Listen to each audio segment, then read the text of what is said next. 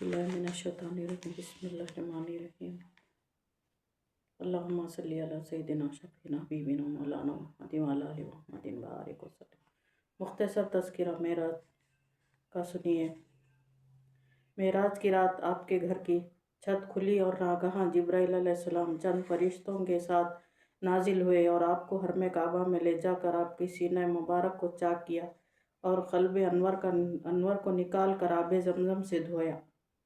फिर ईमान व हिकमत से भरे हुए एक तश्त को आपके सीने में उंडल कर शिकम का चाक बराबर कर दिया।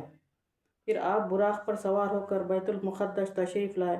बुराक की तेज़ रफ्तारी का यह आलम था कि इसका कदम वहाँ पड़ता था जहाँ उसकी निगाह की आखिरी हद होती थी।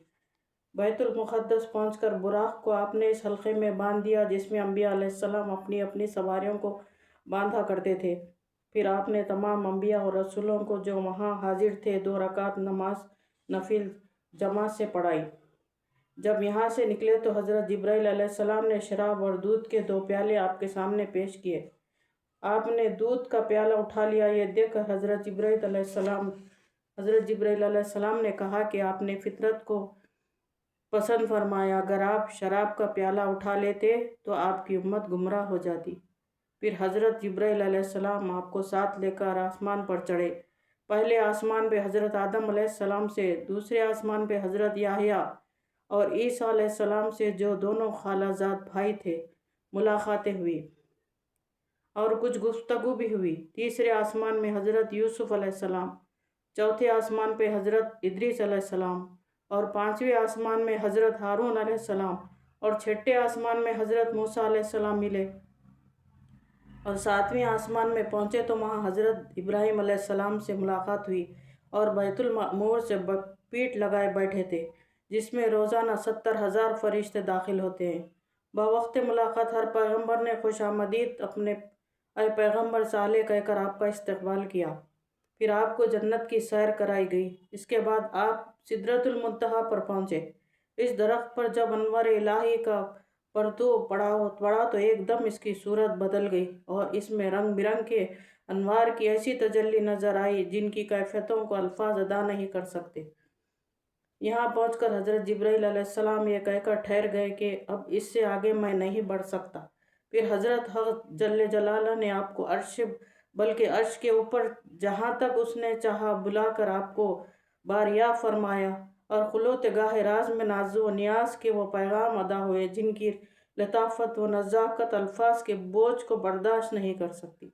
चुनाते कुरान मजीद में फ़ौहा इला अब्दिही मा औहा के रमज़ो व इशारे में खुदावंद खुदूस ने इस हकीकत को बयान फरमा दिया है। बारगाह इलाही में बेशुमार अतायात के अलावा 3 ख़ास इनामात मरहमत हुए जिनकी अज़मतों को अल्लाह और रसूल के सिवा और कौन जान सकता है। सूरह बकरा की आखिरी आयतें यह खुशखबरी कि आपकी उम्मत का हर वो शख्स जिसने शिरक ना किया और बख्श दिया जाएगा। उम्मत पर 50 वक्त की नमाजें। जब आप इन खुदावंद अतायात को लेकर वापस आए तो हज़रत मूसा अलैहिस्सलाम ने आपसे अर्ज़ किया कि आपकी उम्मत से इन 50 नमाजों का भार न उठा सकेगा, लिहाजा आप वापस जाइए और अल्लाह ताला से तख़फ़ीफ़ की दरख्वास्त कीजिए। चुनांचे हज़रत मूसा अलैहिस्सलाम के मशवरे से चंद बार आप बारगाह इलाही में आते जाते रहे और अर्ज़ पर बर्दाश्त होते रहे, यहाँ तक कि सिर्फ 5 नमाज की वक्त की नमाजें रह गई और अल्लाह ताला ने अपने हबीब सल्लल्लाहु अलैहि वसल्लम से फरमाया कि मेरा कौल बदल नहीं सकता है महबूब, आपकी उम्मत के लिए 5 नमाजें भी 50 की होंगी।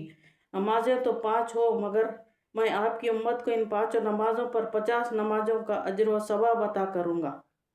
फिर आप आलम मलकूत की अच्छी तरह सैर फरमाकर और आयत इलाहिया का मुआयना व मुशाहिदा फरमाकर आसमान से ज़मीन पर तशरीफ़ ले लाए और बैतुल मुक़द्दस में दाखिल हुए और बुराक पर सवार होकर मक्के मुकर्रमा के लिए रवाना हुए। रास्ते में आपने बैतुल मुक़द्दस से मक्के तक तमाम मंजिलों और कुरैश के काफ़िलों को भी देखा।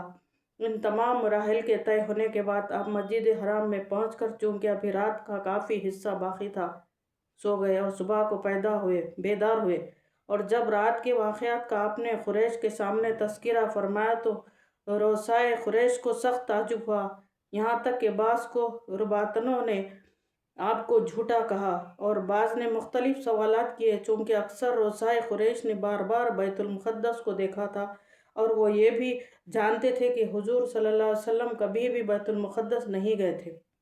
اس لیے امتحان کے طور پر ان لوگوں نے آپ سے بیت المقدس کے در و دیواروں اور اس کے محرابوں وغیرہ کے بارے میں سوالوں کی بوچھار شروع کر دی۔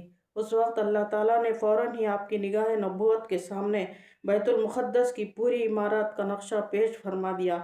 چنانچہ کفار قریش آپ سے سوال کرتے جاتے تھے اور آپ عمارت کو دیکھ دیکھ کر ان کے سوالوں کا ٹھیک ٹھیک جواب دیتے جاتے تھے۔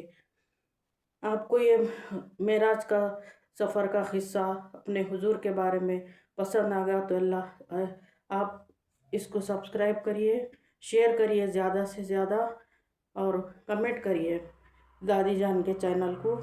آپ کا بہت بہت شکریہ۔